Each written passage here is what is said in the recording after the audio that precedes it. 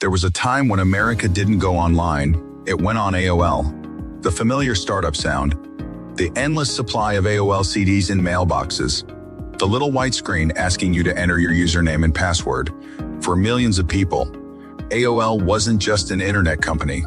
AOL was the internet. At its peak, America Online had tens of millions of subscribers and one of the most recognizable brands in technology. But then something changed. The internet stopped being a place people had to dial into. It became something that was simply there. And AOL, the company that had helped bring the internet into American homes, suddenly found itself fighting against the very future it had helped create. So how did AOL go from internet giant to corporate cautionary tale? And how did one of the biggest mergers in business history turn into one of the most famous failures?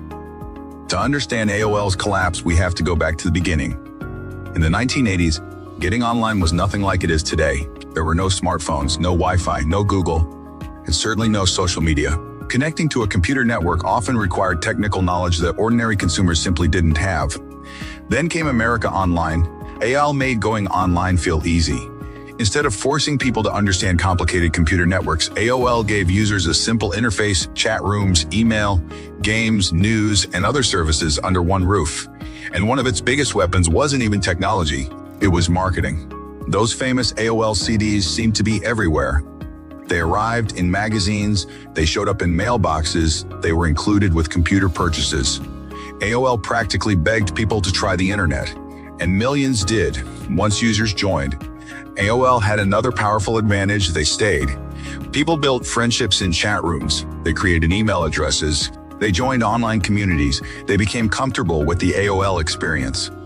This created something extremely valuable for AOL: recurring subscription revenue and a huge installed user base. By the late 1990s, AOL had become one of the biggest names in consumer internet. But the company was about to make a decision that would define its future. AOL wanted to become much bigger.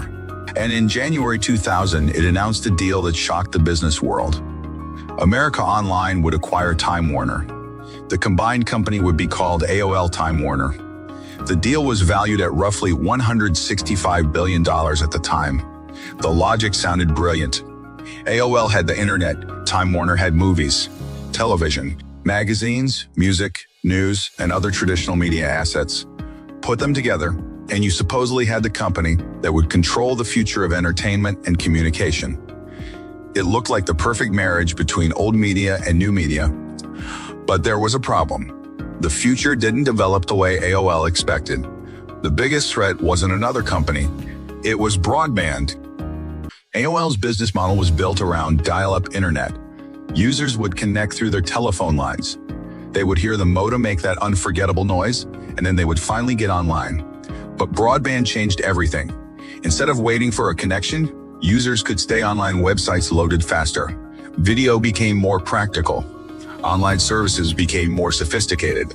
And the internet itself became less of a destination and more of an infrastructure. This was a massive problem for AOL, because AOL wasn't simply selling internet access. It had built its business around the experience of connecting through AOL. As broadband providers expanded, customers increasingly wanted faster and more open internet access. AOL's walled garden suddenly looked less attractive, and the company had another problem. Google was becoming the gateway to the web. Yahoo was competing for users. Microsoft was pushing Internet Explorer, and new websites were appearing every day. The internet was becoming decentralized. AOL's original advantage, putting everything inside one easy-to-use service, was becoming a disadvantage. The company had helped teach consumers how to go online, but now those consumers wanted to explore the entire internet, and AOL couldn't control that anymore. Then came the dot-com crash. In 2000, technology stocks began collapsing. Internet companies that had once seemed unstoppable suddenly lost enormous amounts of value. AOL Time Warner was caught in the middle of the disaster. The merger had been announced at the height of the dot-com boom. But by the time the deal closed in 2001, the environment had completely changed. The combined company faced massive challenges. The expected synergies didn't materialize as planned. The cultures of a traditional media conglomerate and an internet company were difficult to combine, and AOL's growth engine was weakening. The company had effectively made a huge bet on a future that was already changing. Then came another painful reality. The internet itself was becoming free. Email was free. Search was free. News was increasingly available online. Chat was everywhere. And consumers had more choices than ever. AOL's subscription model became harder to defend. Why pay AOL for access to a collection of online services when you could use the open internet through a broadband connection? This was perhaps AOL's biggest strategic problem. The company had been extremely successful at controlling the customer relationship. But the web was moving in the opposite direction. It was becoming open. Google didn't need to own the internet. It simply needed to help people find it. Amazon didn't need to own every product. It needed to become the marketplace. Facebook didn't need to control the entire web. It needed to control the place where people spent their time. AOL's model was based on the idea that users would enter AOL and stay inside AOL. The internet was becoming a place where users moved freely. That difference mattered. By the mid-2000s, AOL was no longer the unstoppable internet company it had once been. The company eventually separated from Time Warner, and in 2009, Time Warner officially spun AOL off as an independent company. But AOL's decline wasn't simply caused by one bad merger. The deeper problem was that AOL failed to adapt quickly enough to the new economics of the internet. It had been brilliant at building an online audience, but it struggled to understand what that audience would want next. The company had optimized for subscribers. The new internet was optimized for a controlled ecosystem. The new internet was optimized for openness. It had optimized for dial-up access. The new internet was built around broadband and eventually mobile. And perhaps most importantly, AOL had spent years convincing people that AOL was the internet. But once people realized that AOL wasn't the internet, AOL's moat became much smaller. There is an ironic lesson here. AOL didn't fail because it was too early. It failed partly because it was early, and then failed to reinvent itself quickly enough. The company had millions of customers, a famous brand, enormous distribution, and a massive head start, but technological leadership doesn't guarantee permanent success. The company that dominates one generation can become irrelevant in the next. Think about what happened. AOL helped ordinary Americans discover email. It introduced millions of people to online communities. It made the internet feel accessible. It helped create the consumer internet era. But the very success of that mission eventually destroyed one of its biggest advantages.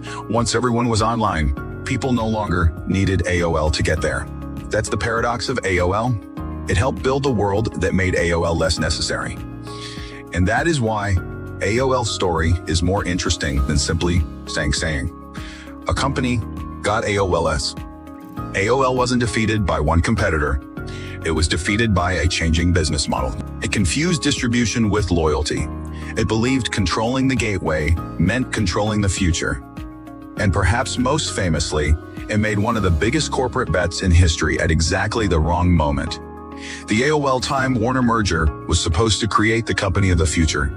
Instead, it became a symbol of the dangers of trying to combine two very different worlds. Old media wanted to control content. AOL wanted to control the consumer's online experience. But the internet was moving towards something neither side fully controlled. An open platform where users could choose where to go, what to watch, what to read, and who to interact with today. AOL still exists. But the company that once represented the future of the internet is now remembered very differently.